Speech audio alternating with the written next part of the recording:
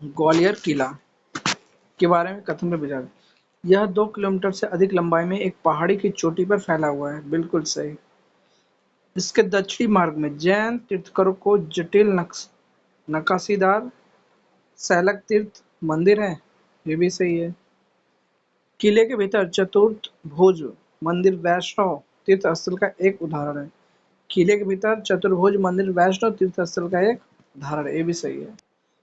जैन कला वस्तु के मुख्य उदाहरण और स्थान। दिलवाड़ा मंदिर माउंट आबू राजस्थान में है। दिलवाड़ा मंदिर माउंट आबू राजस्थान में। 11वीं व 13वीं शताब्दी की उत्कृष्ट कृतियों जो आश्चर्यजनक संगमरमर की नक्काशी, विस्तृत छत और अलंकृत स्तंभों के लिए जानी जाती है।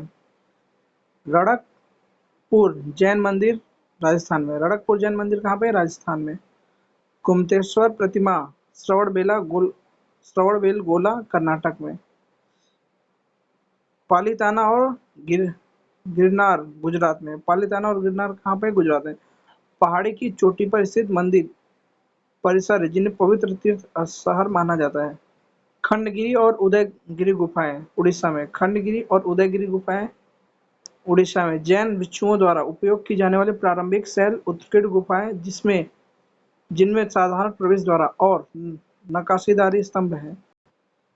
भक्ति परंपरा में उपासना के कौन से 2 व्यापक प्रकार बताए गए हैं? उपासना के 2 व्यापक प्रकार सगुण और निर्गुण। सगुण और निर्गुण। भारत में भक्ति आंदोलन ने एक व्यक्तिगत देवता के प्रति भक्ति पर जोर दिया और इसे दो मुख्य परंपराओं में वर्गीकृत किया, सगुण और निर्गुण। सगुण भक्ति का तात्पर्य रूप और गुणों वाले देवता के प्रति भक्ति से है, जैसे कि भगवान कृष्ण, राम या देवी दुर्गा।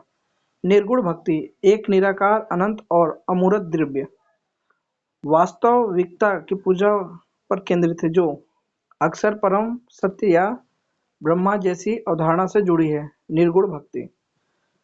मीराबाई, तुलसीदास, सूरदास जैसे प्रसिद्ध संत सगुण भक्ति के समर्थक थे। मीराबाई, तुलसीदास और सूरदास सगुण भक्ति के समर्थक, जबकि कबीर और गुरु नानक निर्गुण भक्ति के पर जोर दिया था। अन्नमाचार्य के भारतीय भक्ति संगीत में योगदान का सबसे उपयुक्त वर्णन करता है। भक्ति और समानता को बढ़ावा देने वाला 32,000 से अधिक गीत लिखे हैं। किसने लिखा है? अन्नमाचार्य ने 32,000 से अधिक भक्ति और समानता को बढ़ाने के लिए लिखा था। अन्नमाचार्य, जिन्हें तलहपका अन्नमाचार्य के रूप में के नाम से भी जाना जाता है, 15वीं शताब्दी के एक संत और संगीतकार थे जिन्हें पदकविता पितामह, तेलुगु गीत लेखन के जनक के रूप में जाना जाता है। तेलुगु गीत के लेखक के जनक के रूप में जाना जाता है अन्नमाचार्य को। यह विनिमय अधिनियम बंगाल के गवर्नर के पद में क्या परिवर्तन लाया? विनिमय अधिनियम बंगाल के गवर्नर पद में क्या परिवर्तन लाया? उनकी भूमिका को 4 सदस्यों की परिषद के साथ गवर्नर जनरल तक बढ़ा दिया गया। उनकी भूमिका को 4 सदस्यों की परिषद के साथ गवर्नर जनरल तक का बढ़ा दिया। 1773 का विनिमय अधिनियम ब्रिटिश संसद द्वारा भारत में ईस्ट इंडिया कंपनी के प्रशासन और वित्तीय मुद्दों को संबोधित करने के लिए अधिनियमित किया गया था। इस अधिनियम के तहत बंगाल के राज्यपाल को बंगाल के गवर्नर जनरल के पद पर पदोन्नत किया गया। भारत में केंद्रीकृत प्रशासन की शुरुआत के साथ ही गवर्नर जनरल को निर्णय लेने में सहायता करने के लिए 4 सदस्यों की एक परिषद की स्थापना की गई। इस अधिनियम के प्रावधानों के तहत वॉरेन हेस्टिंग्स बंगाल के पहले गवर्नर जनरल बने। इस अधिनियम के तहत बंबई और मद्रास की प्रेसिडेंसी को युद्ध और कूटनीति के मामलों में बंगाल के गवर्नर जनरल को नियंत्रण में लाया गया। 1960 के रोम ओलंपिक में मिल्खा सिंह ने 45.6 सेकंड के समय के साथ पुरुषों की 400 मीटर दौड़ में चौथा स्थान प्राप्त करके भारतीय रिकॉर्ड बनाया। यह रिकॉर्ड 1984 तक कायम रहा। कब तक कायम रहा? 1984 तक। माइकल फेल्प्स तैराकी यूएसए के हैं। 28 पदकों के साथ सबसे अधिक सजाए गए ओलंपियन, जिसमें 23 स्वर्ण पदक और एक ही ओलंपिक 2008 में 8 स्वर्ण पदक जीतने वाले एकमात्र व्यक्ति हैं। Usain Bolt sprinting Jamaica 100 meter 9.58 second में, 200 मीटर 19.19 सेकंड में विश्व रिकॉर्ड इतिहास में सबसे तेज आदमी। Sergey Bubka pole vault Ukraine का है। पोल वॉल्ट में 35 विश्व रिकॉर्ड है, 17 आउटडोर और 18 इंडोर बनाए। जैकी जॉयनर केर्सी हेप्टाथलॉन यूएसए, हेप्टाथलॉन में विश्व रिकॉर्ड धारक 7291 point. Doctor S P Mukherjee swimming stadium कहाँ पे है? Doctor S P Mukherjee swimming stadium नई दिल्ली में। कहाँ पे? नई Delhi.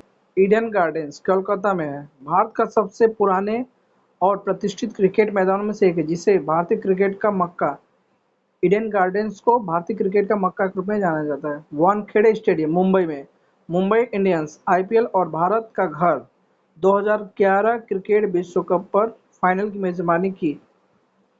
M A Chidambaram stadium Chennai एक ऐतिहासिक मैदान जो अपने उत्साही दर्शकों के लिए जाना जाता है। चिन्नास्वामी स्टेडियम बेंगलुरु में। हार्ट अ हिस्ट्री और सर्वश्रेष्ठ उपन्यास संदीप जौहर द्वारा लिखी गई है और यह उपन्यास गैर काल्पनिक स्मरण एडगर पुरस्कार के लिए जाना जाता है। गैर काल्पनिक स्मरण एडगर पुरस्कार के लिए जाना जाता है। कौन सा? Heart a history.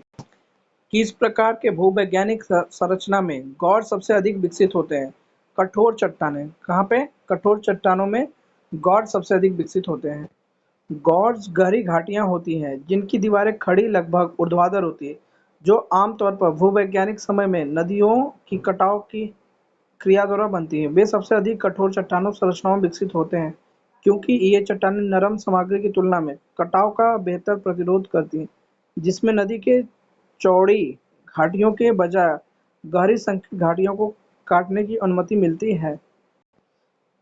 कठोर चट्टानों के उदाहरण जहां गॉर्ज बनते हैं उनमें ग्रेनाइट, बेसाल्ट और अन्य आग्नेय चट्टान रूपांतरित चट्टानों में शामिल हैं। कौन कौन से चट्टान? ग्रेनाइट, बेसाल्ट और आग्नेय रूपांतरित चट्टानों में शामिल हैं। भारतीय राज्य के 2001 से 2011 के बीच में नकारात्मक जनसंख्या वृद्धि दर्ज की गई थी। नागालैंड। कहाँ पे? नागालैंड में। भारत की जनगणना 2011 के अनुसार नागालैंड एकमात्र ऐसा राज्य था जिसमें 2001 से 2011 की अवधि के दौरान -0.58% की नकारात्मक जनसंख्या वृद्धि दर्ज की गई। नकारात्मक वृद्धि दर का कारण का प्रवास था, क्योंकि कई लोगों ने राज्य के बेहतर अवसरों के लिए नागालैंड छोड़ दिया। 2001 में नागालैंड की जनसंख्या 1,19,88,636 से घटकर 19,78,502 हो गई। कौन सा कथन जनसंख्या की प्राकृतिक वृद्धि की दर का सबसे अच्छा वर्णन करता है? यह जन्म दर और मृत्यु दर के बीच का अंतर है। यह जन्म दर और मृत्यु दर के बीच का अंतर है। जनसंख्या वृद्धि दर। सकल जन्म दर CBR परिभाषा एक वर्ष में प्रति 1000 लोगों पर जीवित जन्मों की संख्या, इसे सकल जन्म दर कहते हैं। टेलोमेरेज एंजाइम का प्राथमिक कार्य क्या है? टेलोमेरे का लंबा होना। टेलोमेरेज एंजाइम का प्राथमिक कार्य है। टेलोमेरस एक एंजाइम है जो टेलोमेयर की लंबाई को बनाए रखने के लिए जिम्मेदार है, जो गुणसूत्रों के अंत में दोहराए जाने वाले न्यूक्लियोटाइड अनुक्रम है। किस आयोग ने केंद्र राज्य सहयोग को संस्थागत बनाने के लिए अंतरराज्य परिषद के लिए एक स्थायी सचिवालय की स्थापना की सिफारिश की थी? किस आयोग ने? सरकारिया आयोग ने केंद्र राज्य सहयोग के संस्थागत बनाने के लिए अंतरराज्यीय परिषद के लिए एक स्थायी सचिवालय की स्थापना करने के लिए गठन में लाया। सरकारिया आयोग की स्थापना भारत सरकार द्वारा जून 1983 में केंद्र राज्य संबंधों की समीक्षा के लिए की गई थी। इसने केंद्र राज्य सहयोग को संस्थागत बनाने के लिए अंतरराज्यीय परिषद के लिए एक स्थायी सचिवालय स्थापना की सिफारिश की थी। अंतरराज्यीय परिषद की भारतीय संविधान के अनुच्छेद 263 के तहत संवैधानिक निकाय है। यह एक संवैधानिक निकाय है। राजमन्नार समिति यह 1969 में तमिलनाडु सरकार द्वारा PV राजमन्नार की अध्यक्षता में स्थापित की गई थी। समिति ने राज्यों को अधिक स्वायत्तता और केंद्र राज्य संबंधों को पुनर्व्याख्या की सिफारिश की थी। क्या की थी? केंद्र राज्यों के संबंधों को पुनर्व्याख्या की सिफारिश की थी राजमन्नार समिति ने। पुंछी आयोग का गठन अप्रैल 2007 में न्यायमूर्ति एम पुंछी की अध्यक्षता में केंद्र राज्य संबंधों पर विचार करने के लिए किया गया था। इसने राज्यपालों के लिए एक निश्चित कार्यकाल, आपदा प्रबंधन के लिए एक व्यापक ढांचा और राज्य की राजनीति में राज्यपाल की भूमिका में बदलाव की सिफारिश की थी। वेंकट चलैया आयोग जिसे संविधान के कामकाज की समीक्षा के लिए राष्ट्रीय आयोग के रूप में भी जाना जाता है। इसे कामकाज की समीक्षा के लिए राष्ट्रीय आयोग के रूप में भी जाना जाता है। इसकी स्थापना सन 2000 में न्यायमूर्ति एम वेंकट चलैया के तहत की गई थी। खाना पकाने के बर्तन प्रायः तांबे के तले वाले क्यों बनाए जाते हैं? खाना पकाने के बर्तन प्रायः तांबे के तले वाले क्यों बनाए? तांबे का तला क्यों होता है खाना पकाने में? तांबा ऊष्मा का अच्छा संवाहक है जो समान तापमान सुनिश्चित करता है। भारत में समान नागरिक संहिता का प्राथमिक उद्देश्य क्या है? सभी नागरिकों के लिए, चाहे उनका धर्म कुछ भी हो, एक समान व्यक्तिगत कानून उपलब्ध कराना। सभी नागरिकों के लिए, चाहे उनका धर्म कुछ भी हो, एक समान व्यक्तिगत कानून उपलब्ध कराना है। कृषि अवसंरचना कोष किसके लिए सहायता प्रदान करता है? कृषि लॉजिस्टिकल और कोल्ड चेन के लिए। कृषि लॉजिस्टिक्स और कोल्ड चेन के लिए सहायता करता है कृषि अवसंरचना कोष।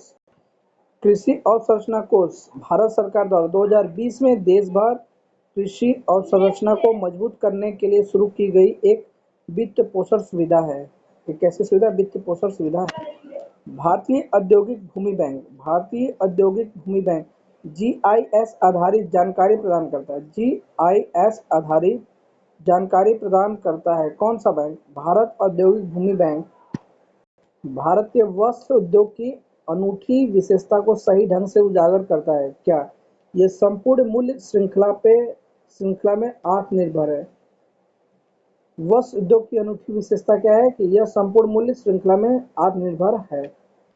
स्वतंत्रता के बाद 1948 और 1956 सार्वजनिक क्षेत्रों में प्रभुत्व नियोजित विकास और आयात प्रतिस्थापित पर ध्यान केंद्रित किया गया, जिसमें जिसमें रणनीतिक उद्योगों पर राज्य का नियंत्रण था। आईपीआर 1956।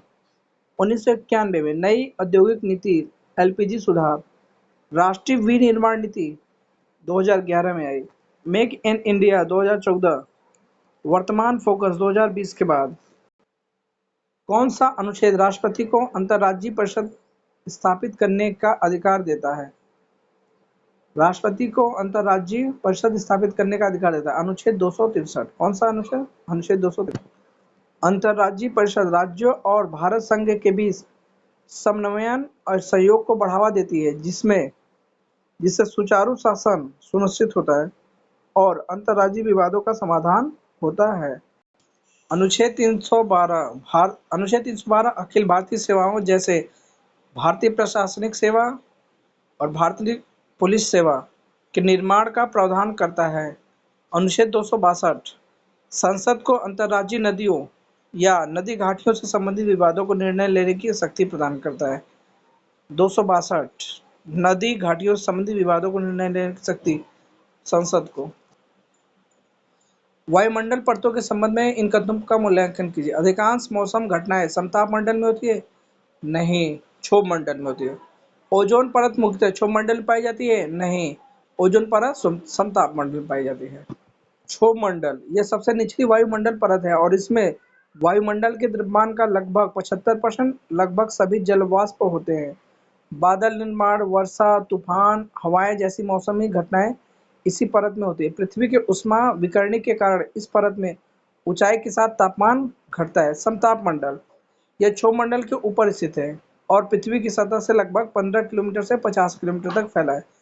ओजोन परत समताप मंडल के भीतर स्थित है जो सूर्य से हानिकारक अल्ट्रावायलेट किरण को अवशोषित करने में मदद करती है। पृथ्वी का वायुमंडल 5 मुख्य परतों में विभाजित है। पहला क्षोभ मंडल, समताप मंडल, मध्य मंडल तापमंडल और वायुमंडल प्रत्येक परत की अपनी अनूठी विशेषता है।